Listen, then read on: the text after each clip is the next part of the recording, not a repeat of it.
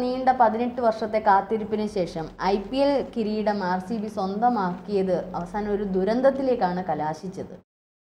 ഒരു ദുരന്തം ഒട്ടും പ്രതീക്ഷിക്കാതെ അപ്രതീക്ഷിതമായിട്ടുള്ള ഒരു ദുരന്തമായിരുന്നു. പക്ഷെ അത് വരുത്തി വെച്ചത് തന്നെ.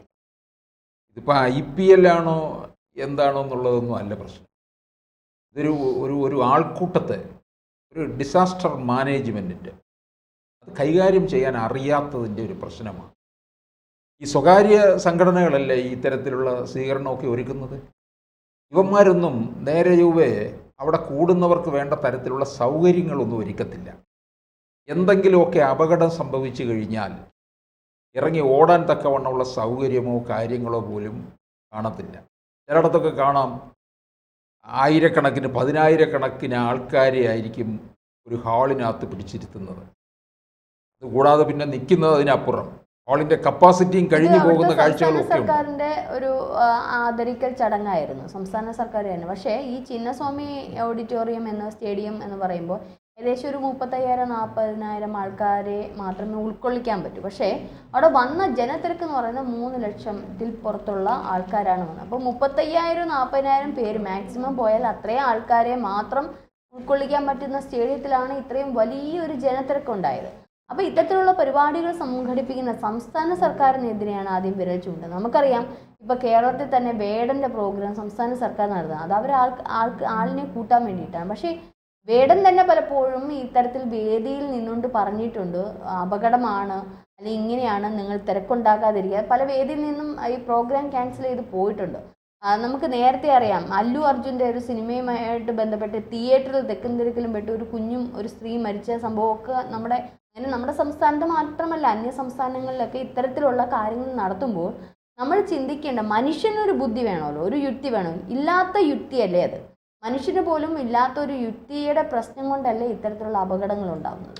ഈ തലയ്ക്ക് വെളിവുള്ളവരൊന്നും ഈ ഇത്തരത്തിലുള്ള ഈ ആൾക്കൂട്ടത്തിൽ പോയി ഈ അവരുടെ താരത്തെ തൊടാനും അവൻ്റെ കയ്യിൽ മൊത്തം വയ്ക്കാനും ഒക്കെ കാണിക്കുന്ന ആ വെപ്രാളം കാണുന്ന എന്ത് കാര്യമാണിത്? ചിലരൊക്കെ കാണാം ഈ മോഹൻലാലിനെയൊക്കെ ഇങ്ങനെ എഴുന്നള്ളിക്കുമ്പം ലാലേട്ട ലോലേട്ട എന്നൊക്കെ പറഞ്ഞുകൊണ്ട് ചാടുന്നതൊക്കെ എന്തോ ആരവത്തില. അതുപോലെയാണ് വേടനെ കൊണ്ടിരുന്നത് കാണാം. വേറെ കുറച്ച് വേടന്മാരുടെ സപ്പോർട്ടോട് എഴുന്നള്ളിക്കുകയാണ്. കിളിമാനൂര് ഒരു പ്രോഗ്രാം വേടൻ്റെ വെച്ചു. അപ്പോൾ ഈ പ്രോഗ്രാമിൽ അതിൻ്റെ ടെക്നീഷ്യൻ ഒരാൾ മരിച്ചുപോയി, ആ ഒരു ഇലക്ട്രിക്കൽ ഷോക്ക് ഇട്ട് മരിച്ചു അതിന് മുന്നോടിയായിട്ട്. അപ്പോൾ ആ പ്രോഗ്രാം വേടൻ തന്നെ ക്യാൻസൽ ചെയ്തതിന് ഈ ജനങ്ങൾ, ഈ വേടൻ്റെ ആരാധകർ എന്ന് പറയുന്ന യുക്തിയില്ലാത്ത, ഞാൻ ആ ജനങ്ങളെ തന്നെ പറയും, കുറേ യുവതലമുറകൾ വന്ന് വയലിനകത്താണ് ഈ പ്രോഗ്രാം വെച്ചത്. ചെളിയൊക്കെ വാരി എറിഞ്ഞ് അതിൻ്റെ ആ സ്ക്രീനിലും അല്ലെങ്കിൽ അവിടുത്തെ ഇലക്ട്രിക്കൽ കാര്യങ്ങളൊക്കെ എറിഞ്ഞ് പോലീസുകാരുടെ ദേഹത്ത് എറിഞ്ഞ് എന്തൊരു കോലാഹലമായിരുന്നു. അതിലെ കണ്ടം പൂട്ടാൻ ഉഴുതി മറിക്കാൻ ഇരുന്ന കണ്ടത്ത് നന്നായിട്ട് അവർ ഉഴുത് മറിച്ചെന്ന് തന്നെ പറയും ഈ ജനങ്ങൾ. അവസാനം ഞാൻ ഈ ഒരു വീഡിയോയിൽ കണ്ടായിരുന്നു, ഈ വന്ന ജനങ്ങളുടെയൊക്കെ ചെരുപ്പുകളിൽ മല പോലെ ഒരു കുന്നുപോലെ, മിനിക്കുന്നുപോലെ, ചെറിയ കുന്നുപോലെ കൂട്ടിയിട്ടേക്കുന്നത് കണ്ടു. അപ്പോൾ ഇത്തരത്തിൽ ജനങ്ങൾക്ക്, അതായത് നമ്മുടെ യുവതലമുറയ്ക്ക്, ഇതിപ്പോൾ ഇവിടെ വിരാട് കോഹ്ലിയൊക്കെ ഉൾപ്പെടെ ഉള്ളവരെ കാണാൻ വന്ന ആരാധകരാണ്. ഈ ആരാധകരെന്ന് പറയുന്ന യുവതലമുറയ്ക്ക് ഒരു ഒരു ബുദ്ധിയും ഇല്ലാത്ത രീതി, ഒരു യുക്തിയും ബുദ്ധിയും ഇല്ലാത്ത രീതിയിൽ പെരുമാറുന്നത് കൊണ്ടല്ലേ ഇത്തരത്തിലുള്ള അപകടങ്ങൾ നമ്മൾ തന്നെ ക്ഷണിച്ചു വരുത്തുമല്ലേ. പ്രോഗ്രാം നടത്തുന്നവർക്ക് നടത്താൻ ഇത്തരത്തിലുള്ള അപകടം, അല്ലെങ്കിൽ എന്ത് ചെയ്യണം, ഇത്തരത്തിൽ ഇത് ചെയ്ത് ഇത്ര ആൾക്കാരെ ഉൾക്കൊള്ളൂ, അത് കഴിഞ്ഞുള്ള ആൾക്കാരെ മാറ്റി നിർത്തുകയോ അല്ലെങ്കിൽ അവരെ അതിന് ഓട്ടിക്കാനുള്ള സംവിധാനങ്ങൾ പോലീസ് ഉൾപ്പെടെയുള്ള സേനകളെ വിന്യസിക്കുന്നതിന് മുന്നോടിയായിട്ടൊക്കെ ചെയ്യാം. അപ്പോൾ അതിന് കൂടുതലുള്ള ആൾക്കാരെ ഇതിനകത്തോട്ട് കൊണ്ടുവരണ്ടേ? ഇതൊന്നും ചെയ്യാത്തതല്ലേ ഇത്തരത്തിലുള്ള മരണങ്ങൾ. ഇപ്പോൾ ഏകദേശം 11 പേരാണ് മരിച്ചത്, കുറച്ച് പേര് അത്യാസന്ന നിലയിലും. ഇത് സംഘാടകരുണ്ടല്ലോ, അവരുടെ മേലെ ആദ്യം കൊലക്കുറ്റത്തിന് കേസെടുക്കണം.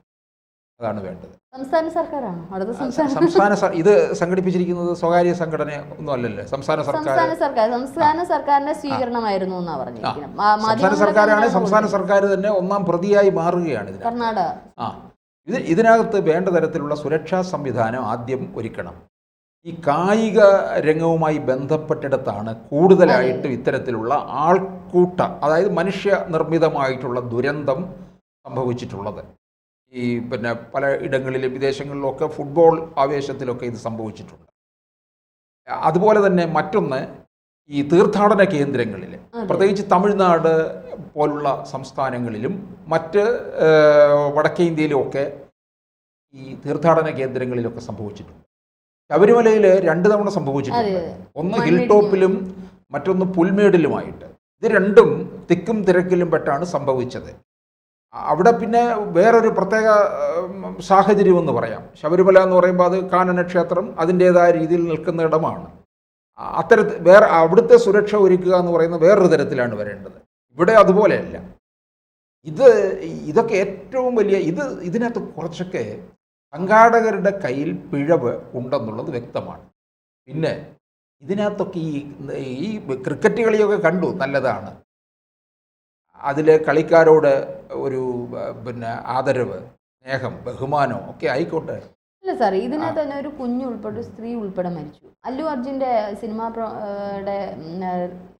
പ്രദർശനത്തിനിടയിൽ അത്തരത്തിലൊരു സ്ത്രീയും ഒക്കെ മരിച്ചു.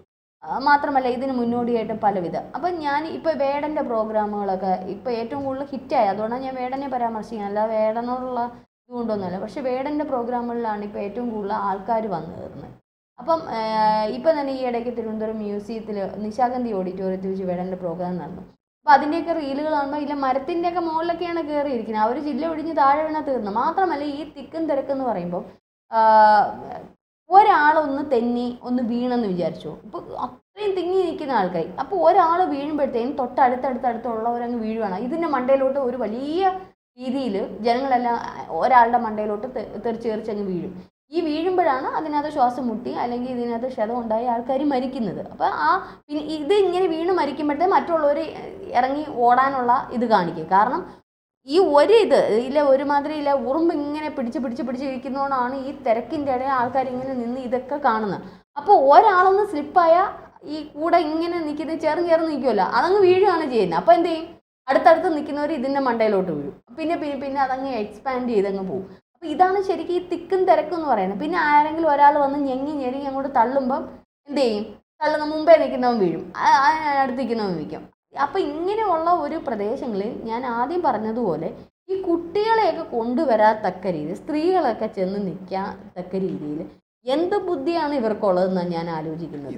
അല്ല, ഒരു മൂളയോട് ചിന്തിച്ചോ? പ്രത്യേകിച്ച് ഇത്രയും തിരക്കുള്ള സ്ഥലങ്ങളിൽ കുഞ്ഞു കുട്ടികളെയൊക്കെ കൊണ്ടുപോകുന്ന അമ്മമാരെ അച്ഛന്മാരെയൊക്കെ എന്താ ഇത് പറയാ? മുതിർന്ന ആണുങ്ങൾക്ക് പോലും പിടിച്ചിരിക്കാൻ പറ്റാത്ത, ബലവാന്മാർക്ക് പോലും പിടിച്ചിരിക്കാൻ പറ്റാത്തടത്ത് ഈ കുട്ടികളൊക്കെ എങ്ങനെ പിടിച്ചിരിക്കാൻ?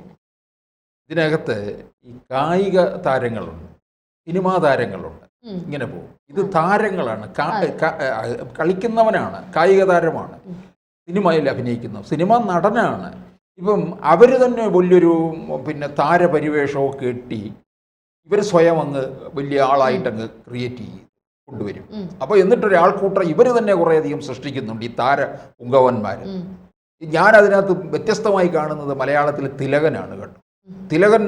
തിലകനെ പോലുള്ളൊരു നടൻ വേറെ ആരുണ്ട് മലയാളത്തിൽ? തിലകൻ പബ്ലിക് ഇടങ്ങളിലൂടെയൊക്കെ ഇറങ്ങി നടക്കുകയൊക്കെ ചെയ്യുമായിരുന്നു.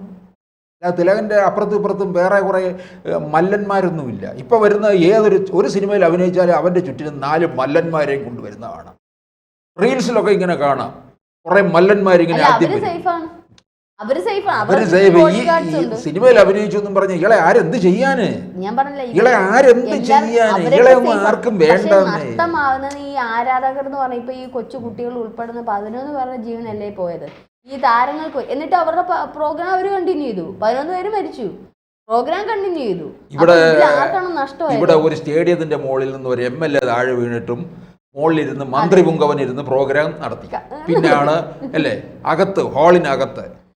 ഇതൊക്കെ അങ്ങേറ്റം തെമ്മാടിത്തരം എന്നാണ് ഇതിനെ മലയാളത്തിൽ പറയുന്നത്. ഇതിന് വേണ്ടെന്ന് വെച്ചാൽ ഒരു സ്റ്റേഡിയം ഇത്ര പേരെ ഉൾക്കൊള്ളാൻ പറ്റും, അതിനപ്പുറമുള്ള ആൾക്കാരെ അതിനകത്തോട്ട് അടുപ്പിക്കരുത്. അതിന് വേണ്ടുന്ന സജ്ജീകരണം നടത്തിയിട്ട് വേണം.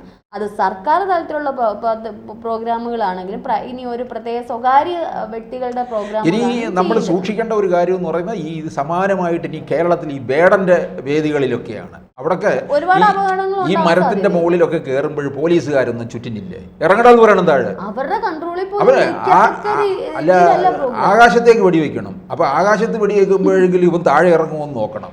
അതാണ് വേണ്ടത്. സാർ അതിലും നല്ലത് നമ്മളെന്ന് പറയുന്ന ജനങ്ങൾ, ഈ ആരാധകർ എന്ന് പറയുന്ന ഓരോ വ്യക്തികളും ചിന്തിച്ചാൽ തീരാവുന്ന പ്രശ്നമേ ഉള്ളൂ. ഞാൻ എൻ്റെ ഭാര്യയും കുഞ്ഞുമായിട്ട് പോയി കഴിഞ്ഞാൽ അപകടമാണ്, അല്ലെങ്കിൽ എനിക്ക് അപകടം പറ്റും, എൻ്റെ വീട്ടിൽ എന്നെ പ്രതീക്ഷിക്കുന്ന വ്യക്തി ഇത്തരത്തിലുള്ള എടുത്ത് പോവാതിരിക്കണം എന്നുള്ള സ്വയബുദ്ധിയല്ലേ ഉണ്ടാവേണ്ടത്. അല്ല, ആദ്യം ആരാധന തോന്നേണ്ടത് ആരോടാണെന്നറിയാം? അവനവനോട് തന്നെ. പിന്നെ മമ്മൂട്ടിയോടും ലാലേട്ടനോടും ലോലേട്ടനോടും ഒക്കെ തോന്നിയാൽ മതി എന്നുള്ളതാണ്.